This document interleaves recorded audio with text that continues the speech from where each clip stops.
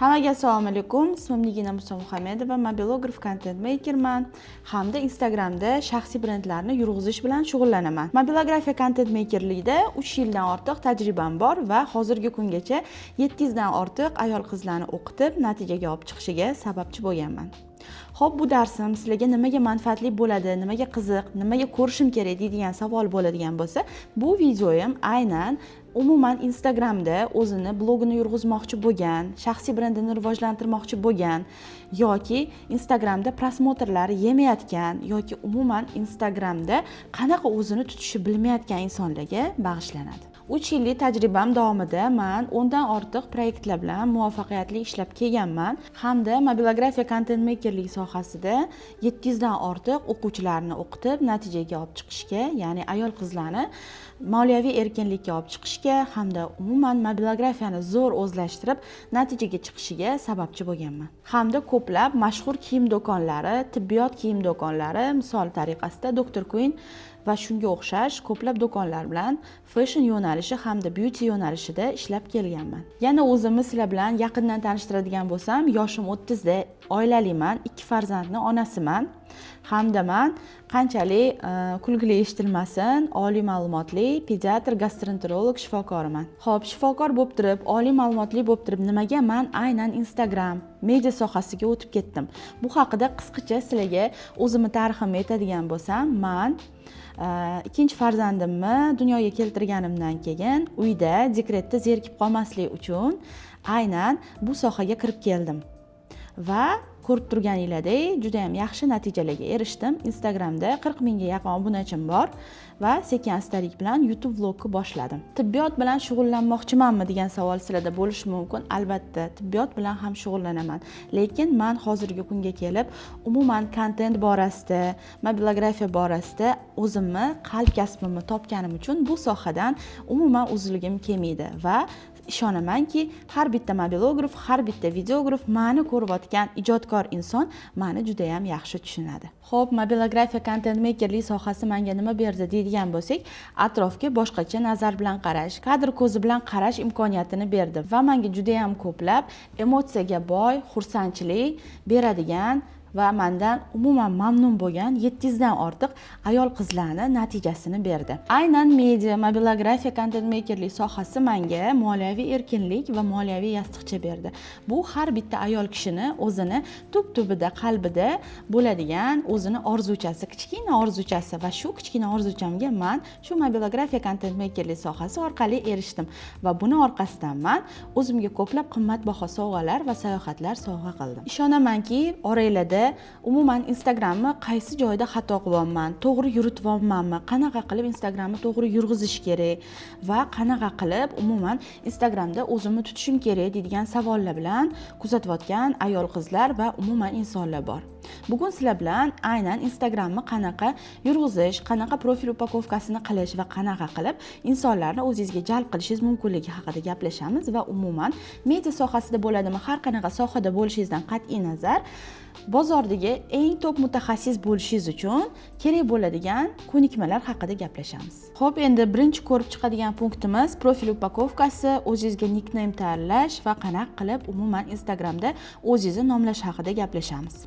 Birinchi navbatda o'zingizga xuddi biz tug'ilganimizda chiroyli ism qo'yilganda, Instagramda ham siz o'zingizga hammaga to'g'ri eshitiladigan, chiroyli va keyinchalik sizni shu ism bilan chaqirishi mumkin bo'lgan ism tanlashingiz mumkin. Misol uchun aytaman, qanaqadir deylik, enjoy mobilograf yoki deylik wonderful girl degan nicklarni hech qachon o'zingizga tanlamang, chunki ko'chada odamlar siz bilmaysiz, 2 yildan keyin, 1 yildan keyin sizning taqdiringiz nima bo'ladi. Agar sizda obunachilar soni juda ham ko'payib ketadigan bo'lsa va ko'chada sizni wonderful girl yoki deylik enjoy mobilograf deb chaqirishlari mumkin. O'shanda sizga ozgina bu narsa erish tuyulishi mumkin.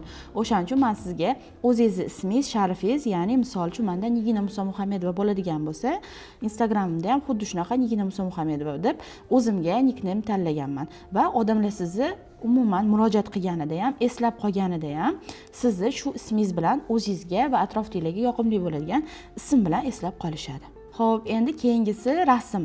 aynan biodagi rasmingizni juda ham chiroyli va yuzingiz aniq va tiniq ko'rinadigan, kimligingizni hech bo'lmasa yoritib beradigan rasm tanlashingiz kerak. Misol uchun siz shifokor bo'ladigan bo'lsangiz, tish shifokori bo'ladigan bo'lsangiz, ya'ni tishga monand hech bo'lmasa tish protezini kichkina maketchasi bilan birga rasmga tushishingiz mumkin. Yoki deylik, siz tikuvchi bo'ladigan bo'lsangiz, tikuvchi bo'lib, bo'yningizga chiroyli metr tashab yoki shunga o'xshash chiroyli aksessuarlarni tanlab, o'zingizga bioga fotosessiya qilib rasmga tushishingiz mumkin bo'ladi. Misol uchun deylik, siz yana umuman fotografsiz. Fotograf bo'ladigan bo'lsangiz, qo'lingizda fotoapparatingiz bilan birga ko'p holatlarda shunaqa fotograflar rasmga tushadi. Siz ham shunaqa qilib tushishingiz mumkin bo'ladi. Agar vizajist bo'ladigan bo'lsangiz, vizajistlar aksarlari ishlaydigan instrumenti bu kistichka hisoblanadi. Kistichkalar bilan birga juda ham chiroyli estetik rasm tanlab va shuni fotosessiya qilib, juda ham chiroyli portretli rasmlarni tanlab ishlatishingiz mumkin bo'ladi. Va keyingi e'tibor beradigan joyimiz bu nishamiz. Ya'ni siz qaysi nishada insonlarga manfaat keltira olasiz. Umuman sizni poiskovikda qidirishayotganda kim deb qidirishsa tezroq topiladi. Misol uchun men Nigina Musamuhamedova deb ism tanlaganman. Instagramda poiskovikda, ya'ni qidiruv bo'limida Nigina Musamuhamedova deb qidirishsa ham meni topishsa bo'ladi va undan tashqari Mentor Mobilograf Content Maker shaxsiy brend deb yozib qo'yganman. Aynan agar shaxsiy brend deb qidiruv bo'limiga yozadigan bo'lsangiz, shaxsiy brenddagi umuman nishasidagi turli xil insonlar chiqib keladi va o'sha insonlar qatori siz ham chiqib kelishingiz mumkin bo'ladi. Agar deylik siz shifokor yoki vizajist bo'ladigan bo'lsangiz, ismingiz, sharifingiz va undan tashqari makiyaj yoki vizajist, stilist deb yozib qo'yishingiz mumkin bo'ladi. Keyingi ko'rib chiqadiganimiz bu podnisha. Bu podnishada siz aynan o'zingizning yutuqlaringiz va insonlarga nima manfaat keltirishingizni yozib qoldirishingiz kerak. Misol uchun deylik, Instagram sahifangizga odam kirdimi, bir ko'rganida shu podnishangizni o'qib, sizning natijalaringiz, necha yillik tajribangiz borligi, umuman qanaqa keyslaringiz borligidan xabardor bo'lsa, aynan sizga obuna bo'lishiga va siz bilan qolishiga sababchi bo'ladigan joy hisoblanadi. Shuning uchun yaxshilab o'ylab ko'rib, o'zingizga bitta savol berib, meni nima natijam bor va insonlarga nima taklif bersam, ya'ni nimani etsam ular men bilan qoladi deydigan savolni berib turib, shu joyini affirmatsiya qilasiz. Xo'p, meni misolimda men O'zbekistonda ilk ayollar mobilografiya kursi avtori 700 dan ortiq qizlarni 99% natijasiga sababchi bo'lganman deb yozib qo'yganman va bu meni eng katta keyslarimdan biri hisoblanadi va siz shunaqa keysingizni albatta podnishaga yozib, insonlarni e'tiborini, ya'ni vovlechennostini bemalol oshirishingiz mumkin bo'ladi. Agar mabodo sizni o'zingizni shaxsiy kanalingiz bo'ladigan bo'lsa, Telegramda bu Telegram kanalingizni silkasini albatta Instagramga biriktirib qo'yishingiz mumkin bo'ladi va Instagramdan o'z-o'zidan odamlar Telegram silkangizga o'tib Telegram kanalingizga a'zo bo'ladi. Shuni bilingki, Telegram kanaldagi sizning obunachilaringiz eng sodiq obunachilar hisoblanadi. Ya'ni u obunachilar o'qishga juda ham layoqati baland insonlar hisoblanadi. Hozirgi kunga kelib aynan o'qiydigan, ya'ni siz bilan hamfikr bo'ladigan insonlar aynan Telegramda o'tirishadi. Hamda Instagramda eng e'tibor beradigan joylaringizdan bittasi bu highlights, ya'ni aktualnilaringiz. Aktualnilar aynan siz stories qo'ygan va qo'ymagan paytlaringizda auditoriyangizni sizga loyallikni juda ham oshirib beradigan joy hisoblanadi. Ya'ni siz qaysidir mavzuni storiesda ochadigan bo'ladigan bo'lsangiz yoki keyslarni ochadigan bo'lsangiz, aynan misol uchun o'zingizni tanishtiradigan storieslaringizni bitta jamlanma qilib highlightsda saqlanib qo'ysangiz bo'ladi. Ya'ni sizga yangi kirgan obunachilar siz haqingizda hali stories qo'ymasingizdan va reelslaringizni tomosha qilmasdan oldin sizni haqingizdagi ma'lumotlarni shu yerda bemalol ko'rib chiqsa bo'ladi. Va hayotiy ozgina kulgili sizga bitta misolim bor. Misol uchun deylik, siz har doim, har kuni deylik yo haftada 3-4 marta reels qo'yadigan bo'lsangiz, bizning reelsimizda bu xuddiki oshga yoki to'yga taklifnoma hisoblanadi. Shu taklifnoma orqali bitta reels ketidan deylik 100 ta yoki 10 mingta yoki 100 mingta sizga obunachi keladigan bo'lsa, aynan u oshga kelgan mehmon deb tasavvur qilishingiz mumkin bo'ladi. Endi deylik, siz oshga mehmonlarni yoki uyga chaqirib qo'ygansiz, stolingiz ustida hech narsa yo'q. Na bodom pistingiz bor, na choyingiz bor, na napitkingiz bor deylik, na ichimliklaringiz bor.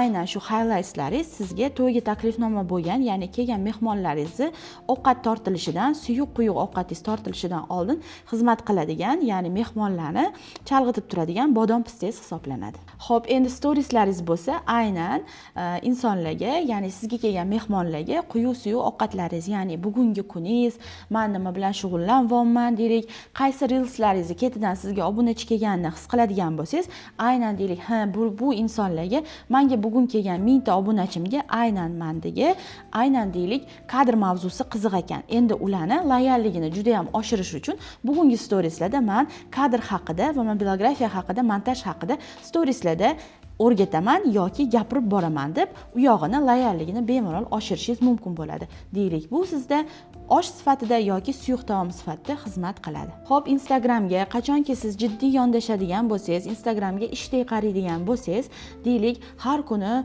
reels joylash kerak, haftada 3 marta reels joylash kerak, bir kunda 4-5 marta reels joylash kerak deydi insonlar. Shu narsani bilasiz. Xo'p, reels joyladim. Undan keyinchi deydigan narsa sizda savol tug'ilishi tabiiy va reelslarga qanchalik e'tiboringizni qaratgan bo'lsangiz, storieslarga ham shunaqa e'tiboringizni, mehringizni qaratishingiz talab qilinadi.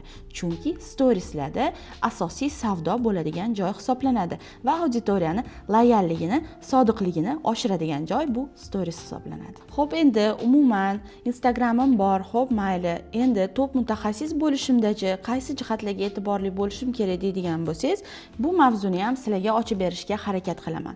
O'zi umuman har qanaqa sohada bizda skilllar degan tushuncha bor. Skilllar bu ingliz tilidan olingan bo'lib, bu ko'nikma degan ma'noni anglatadi. Biz bilamizki, bizda ikki xil skill bor. Bu soft skill va hard skill. Soft skill bu tarjimasida oladigan bo'lsangiz, oson yoki yumshoq ko'nikma hisoblanadi. Ya'ni oson ko'nikmalar. Hard skill bo'lsa, bu qattiq ma'noni anglatadi va qiyin ko'nikmalarni o'z ichiga oladi.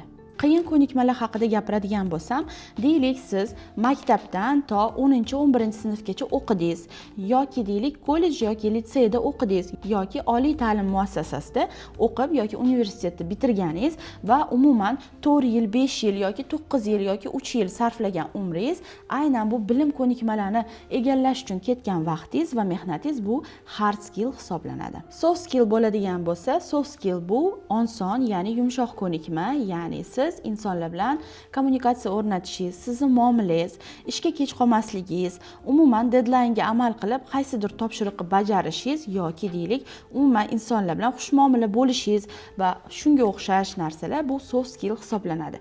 Endi deylik, bozorda ham har bitta sohada top mutaxassis bo'lishingiz uchun albatta bizga hard skill hamda bilim kerak va albatta bizda muomala, ko'nikuvchanlik, ya'ni soft skill kerak bo'ladi. Misol tariqasida sizlarga oddiygina bozorda ishlaydigan insonni misol tariqasida keltiradigan bo'lsam, deylik, biron bir do'konga kirdingiz, do'konda juda ham tovarlar ko'p, vibrlari ko'p, kiyimlari turli tuman va ularga mos aksessuarlari ham juda ham bor. Siz u do'konga kirishingiz bilan shundoq lol qoldingiz, bu do'kondan kiyinishim kerak deb kiyimni tanlayotgan jarayoningizda sotuvchi kelib, boshdan oyoqda sizga qarab, o'zi olasizmi deb muomala qilsa yoki deylik, hattoki o'rnidan turmasdan sizga muomala qilib, kiyimni sotgisi kelar kelmas siz bilan boshdan oyoq sizni turishingizga qarab muomala qiladigan bo'lsa, unda soft skill juda ham yomon rivojlangan bo'ladi. Tanish holati, chunki biz magazinlarga, bozorga borganimizda shunaqa hard skill rivojlangan, ya'ni vkusi bor, puli bor, yaxshi uroveni bor do'konlar bor-u, lekin soft skill rivojlanmagan, muomalasi yo'q do'konlar juda ham ko'p. Xo'p, endi jiddiyroq kasblardan misol keltiradigan bo'lsam, deylik, sizni farzandingiz mazasi bo'lmayapti yoki yo'talyapti. Kechasi yo'talyapti bolangiz, nima qilasiz? Tabiiyki, bolangiz issig'i bormi, yo'qmi tekshirasiz. Qarabsizki, bolangiz issig'i yo'q, o'ylaysiz va dugonangizga, onajoningizga, u-bukimga telefon qilib, "Mani bolamni mazasi bo'lmayapti. Tanish pulmonolog yoki deylik, o'pkasiga o'tib ketmadimikin, shamollash deb so'raydigan tanishingiz bo'ladi va telefon orqasidan men bu shifoxonada shunaqa shifokorni taniyman, borgan, juda ham yaxshi shifokor, lekin juda ham o'chirtlari katta. Qizim, birpas kutasan va bolangni ko'rsatib chiqsan deyishsa, siz shu zahotiyoq taksiga yoki mashinangizga o'tirib shifokorning oldiga borasiz va qarabsizki, 20 ta odam o'chirda turadi va 20 ta odamdan keyin 2 soatdan keyin siz bolajoningizni ko'tarib, u professor shifokorni oldiga kirib, sekin astalik bilan qo'rqib o'tirayotgan paytingizda shifokor, deylik, professorlar aksari juda ham yoshlari katta bir odamlar bo'ladi. Shunaqa paytda kirib, "Assalomu alaykum doktor, bolamni mazasi bo'lmayapti, kechasi rosa yo'talib chiqyapti" deydigan bo'lsak, professor nima qiladi? Shunda boshini stoldan ko'tarmagan holda, "Ha, assalomu alaykum. Nima bo'ldi? Qani o'tiring, bolangizni. Nima bo'ldi? Qattiq og'riyapti. Qani yo'tal, nafas ol" deb eshitib ko'radi va shundoq qaraydi. "Bo'ldi. Bolangiz o'pkasiga o'tmagan, mana bu dorilarni berasiz, mana bunaqa qilasiz, bo'ldi, yaxshi bo'lib ketasizlar" desa, siz shunchaki 2 soat vaqtingizni bekorga o'tkazib va bir og'iz shu professordan shu so'zni eshitish uchun keldimmi deb afsuski juda ham xafa bo'lib ketasiz. To'g'rimi? Ko'pchilikda bo'lgan bu holat.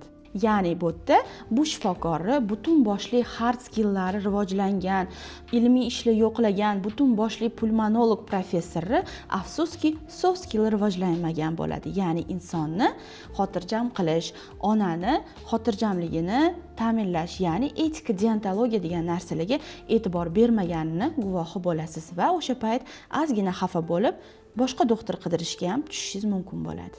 Xo'p, endi siz ikkinchi shifokorning oldiga boradigan bo'lsangiz, deylik, u poliklinikadagi yoki oddiyroq klinikadagi shifokor bo'lishi mumkin. Lekin siz u shifokor oldiga borishingiz bilan qancha o'chirib kutishingizdan qat'iy nazar, kirishingiz bilan bir kulib turgan yaxshi shifokor, "Assalomu alaykum oyisi, kelinglar, nima bo'ldi kichkintoyga" deb sizni xushmuomala bilan kutib olib va sekin astalik bilan bolangiz bilan chiroyli kommunikatsiya o'rnatib, "Qani kichkintoyim, nafas ol, yo'tal" deb o'pkalarini eshitib va "Oyisi, qachon bolangiz yo'talyapti? Ha, uxlayotganda, yotayotganda, demak kechasi yo'talyapti, kunduzichi yo'talmayaptimi" desa, siz shu savollariga javob berasiz va bolani ko'rib turib va analizlariga qarab turib bolani aytishi mumkin shifokor. "Yo'q oyisi, xavotir olmang, bolangizda o'pkaga o'tish yo'q, shunchaki burnini tozalab turish kerak. Burni oqqani hisobiga sizni bolangizda yo'tal bo'lyapti" degan savolga javob berib, siz ozgina xotirjam qilsa, sizda juda ham yengillik hissi paydo bo'ladi va ichingizda albatta shu professorga borguncha mana shu doktor oldiga kelib, "Bolamni ko'rsatganim yaxshiroq edi" deysiz. Ya'ni bundan kelib chiqadiki, inson ming qancha o'qimishli bo'lmasin, ming qancha hard skill rivojlangan bo'lmasin, soft skill rivojlanmasa, top mutaxassis bo'lsa ham uni pand yeyishiga sababchi bo'ladi. Agar bu videoni oxirigacha ko'rgan bo'lsangiz, yana ham Instagram haqida, mobilografiya, content making hamda shaxsiy brendingizni yurg'izish haqida ko'plab savollaringizga javob olmoqchi bo'lsangiz, meni Instagram sahifamga obuna bo'lishingiz mumkin va men tez-tez o'zim obunachilarim bilan turli xil uchrashuvlar va iftorliklar hamda zavtriklar o'tkazib turaman. Bu zavtrikimni albatta mehmoni bo'lishingiz mumkin bo'ladi va o'zingizning savollaringizga to'liq javob olish imkoniyati bo'ladi va men bilan bemalol tanishib, savollaringizni muhokama qilib, keyinchalik mani darslarimni o'quvchisi bo'lib, men bilan bitta to'lqinda suzishingiz imkoniyati bor bo'ladi.